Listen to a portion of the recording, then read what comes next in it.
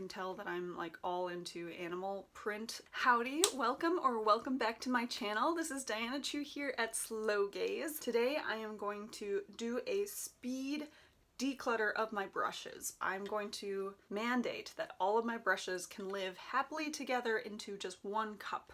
This is a Kate Spade, New York, super bougie, a stroke of genius, little faux tortoiseshell moment. I have a lot more brushes than I thought I did. I'm gonna try to do this as a really speedy review. Since we're talking about brushes, I can't put anything on my face or swatch things for you, so I'm gonna try to keep this as succinct as possible. Some people just don't care as much about brushes. I usually fall into that camp, even though, and I've mentioned on other videos, I'm actually an illustrator and a designer outside of the YouTube space. So I'm very familiar with how brushes perform. I have pretty good motor skills for putting things to my face, but I also know the importance of quality. I know how to wash them and take care of them pretty well. I did a video called How to Fall in Love with Your Own Collection and how to stop shopping so much and really get back into loving your collection, and I talked about how to wash your brushes and take care of them properly. So if you're interested in how I would recommend washing your brushes, I'll link that video down below. If you haven't already subscribed, please consider doing so. It would help my little channel grow. I'm gonna start with the things that I know I'm gonna keep, and now I'm looking for it. I can't find it. This Spoolie Benefit angled liner brush for my brows. This is my ride or die. I've had it for so many years. I broke the jelly pouch that it came in, so this is even from a different one. I think I bought a Sephora one. It's disgusting, but I didn't even love the one that Sephora came out with, and I kept my Benefit one. So that's a testament to how well this holds up. This goes into my makeup bag. It doesn't really fit into this with the jelly pouch, but that is one that I cannot go without. My second one is a really dense Morphe x Jaclyn Hill foundation brush. Love this for buffing in either powder or creams or concealers. Perfect. Eyeshadow brushes are so important. I think I'm gonna keep 3 of them. This is an angled smudger and liner brush. BareMinerals, probably my first ever brush to begin with. This has a little bit of a point to it. It's really subtle, but when I find my crease, just by pushing down, I can feel my orbital bone. It just creates this perfect diffuse, like just enough product in the crease, just enough blown out diffusion around it. It is perfect for me because I cannot see my crease naturally. I have to almost feel for it. I think this is maybe 10 years old. Love this. My other eyeshadow brush that I cannot do without is the Sephora number 27 blending brush. I cannot find this on their site anymore. I think I got it 2 or 3 years ago as well. So this I can do any kind of look with. Love it so much. Eyeshadow brushes that I'm not sure about keeping is this one that I got recently. It's called My Detailing Crease by MYKITCO 1.14. Has a really nice tapered point, which I also thought, wow, this is gonna be perfect. This is gonna be better than my BareMinerals, and I don't know how to use this yet, so this is going in a maybe pile. I also bought another one by Sigma. This is their E36 blending brush.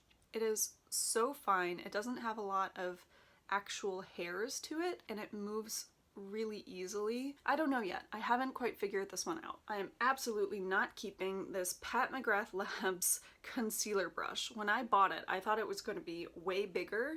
I get why it's so small. I love the idea of it, and it's supposed to sit down right here and set down your concealer and set down your under eye powder and everything, but I can't just keep one brush just for concealer. Love, love, love my Jaclyn Hill x Morphe everything brush. I love this for highlight, blush draping, contour draping, every kind of draping. I haven't bought anything from Jaclyn Hill other than her brushes. I really like what she's doing. I'm gonna keep a really big Sephora 50 Pro Blending brush. I love that it picks up just enough blush, and I can just stamp it on my cheeks and it follows the side of my cheek perfectly. I don't have to worry about what shape I'm creating for both sides. I literally just follow it up and it creates the perfect symmetry. Love this. I guess Morphe is pretty good at brushes, eh? I mean, this Morphe M527, this is like a much stiffer powder brush, but I like this for certain bronzers, I think. I literally can take a powder bronzer, just swipe it down, and then I feel perfectly contoured. I like this for matte bronzers. This is the progress so far.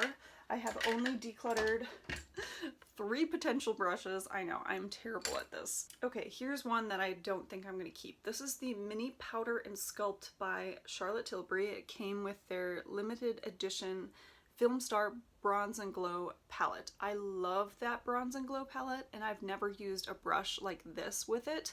I think you're supposed to be able to get a really nice clean contour and then I guess a highlight on top.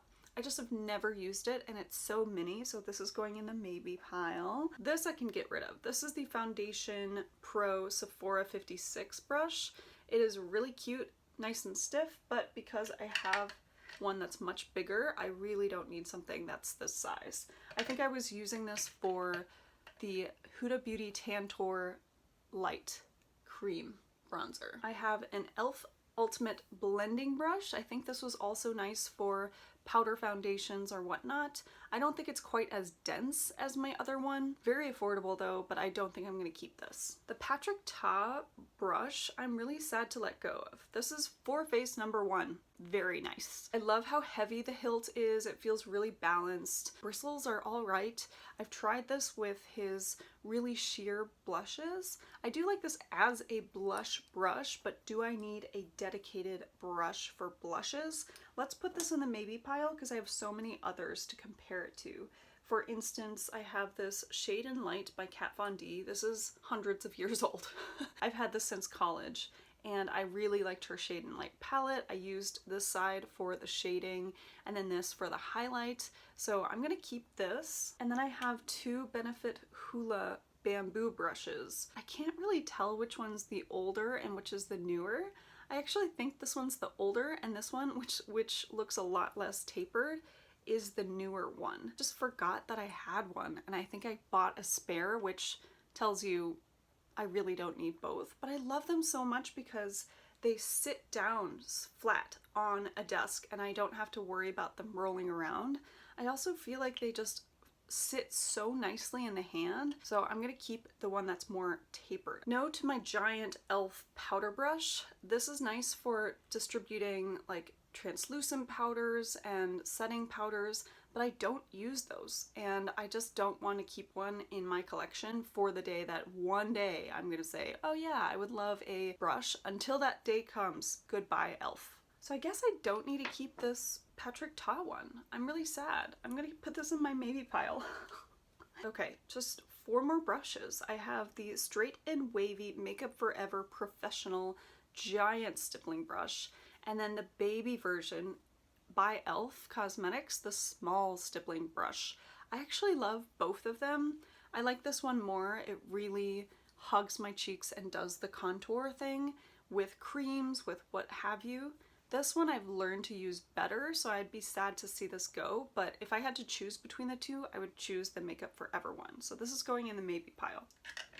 Finally, I have 2 contractor brushes. This one I used to use all the time for absolutely every single thing. Foundation, blush, contour, bronzer, highlighter. This is just a great one. I think it's by Sonia Kashuk. It has rubbed off completely, and I've kept it in pretty good shape, so I'm gonna keep this one. I love it for traveling. And then this Fenty Beauty one, I don't actually love it. It is so dense and so short. I don't really know. It's like so stiff. I think it's good for her matchsticks, but I don't own any of her matchsticks anymore, and I've just been keeping it because I love the packaging and I love that it could sit with any of her matchsticks, so this is going in the maybe pile. I had to pause the video and I put on a little bit more eyeliner, so if I look a little bit different than I had 5 seconds ago, that's why. In the intermission, I was testing out this versus this brush, and the way that this sets down, this feels like it has a very strong, like, this direction only, and this feels like it can lay down flat like this, if that makes sense. I think I am gonna get rid of this.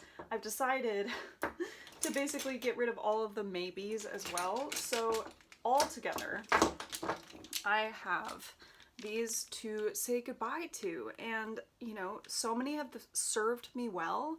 So many have been on a journey with me through many years, many products. Thank you all. I want to thank you all for being with me and for serving me so well. The road to less stuff and the road to less thoughtless consumption. I'm going to really try to remember these products. What I love about doing videos like this is that I can, for my personal use, go back into my videos, especially my declutter videos, and see why maybe I didn't love a certain product. That would help me with my buying in the future. And it's gotten into my brain that I need it for some reason, but these are not the brushes that I use every day. I don't love them to death. These are the ones that really help me with my everyday routine. I have so many I can travel with. I have ones that are really versatile that if I had to, I could take it down to just one brush for my eyes, one brush for my cheeks, one brush for my foundation, and I would literally have 3 brushes from this collection that I could travel with in the event that we could travel again. This is my stable, these are my friends. Yeah, I hope this was a helpful video. I was intending this to be a little bit more chatty and get ready with me as well. I don't ever want to bog down my videos with extraneous details, but I also think some context and some actual relatable information never hurts. So I just have been on a declutter train. I started with my blushes, which to me seemed like the easiest route. Then I moved to my highlighters and I'm about to film bronzer declutter. I have my brushes here that I just did, and the last few categories are my lips and my eyeshadows, which are not surprising to me. Those are my favorite categories to play with, experiment with. I love seeing new formulas, especially with the lips. There's matte, there's sheer, there's so many different textures, metallics, balms, glosses. Like, I think they just have such a fun range. Eyeshadows, it's the same thing. There are creams, there are crazy pressed pigments, there are neons, there's glitters. I am all about testing it out, and that's where I like to play. That's where I really find myself buying the new thing just to test it out. And that's also where my largest collections lie. Go through these declutters category by category. Then I plan to go into my entire collection as a whole and see what is serving me and what isn't. This is also a mini kickoff to a 6-month no buy, and I will do a dedicated video to that. I think it was like mid-March. I had just had my birthday and I was able to see my mom, see my parents a few months before, and then it just locked down on us. And it was a scary time because we have some immunosuppressed family members. We have just some things that are going on in the background, as is with everybody else. And we are fortunate enough to still be talking about makeup here. So I was really on a makeup kick. It felt like the only thing that I could really have control over, and it felt like a fun, expressive way to still be in communication with myself every day, every morning, and not get down on myself, not get into a false depression. You know, it was just one of those positive forces in my life. It's been way more makeup than I've ever purchased before, which is so perverse to me, and it tells me that I was spending my money previously on clothing, on handbags, on shoes, on other products giving me the same feeling, but since I wasn't going out so much, makeup seemed like the one last frontier for me. So that's a lot to unpack for me. I still have a lot of thoughts around that, and I'll get into that in my future videos, especially where I talk about a no buy. I've never done one before, but I'm really excited about it, and I think that starting with a declutter might seem a little bit opposite as well, because if I were to start a 6-month no buy, I do feel a little bit of panic rising in me. It's like, oh, will I have enough? Will I go through all of my bronzers? I will not go through all of my bronzers. If anything, it might help me consolidate and really focus on the things that I really enjoy. I want this to be a fun, joyful experience for me, and to me that means surrounding myself with the few tried and true products that I'm really excited to be grabbing. Whew, that's a lot. I hope you're doing well. I hope that this video was helpful to drain your brain with, or to go through your own brushes with, or just as a chit chat. Please let me know what other things you'd like to see from me. I'm just trying to hit a bunch of different things that are interesting to me. I have so many videos to get out, but it takes a while to edit, so I'm doing my best. I will see you in my next video and take care.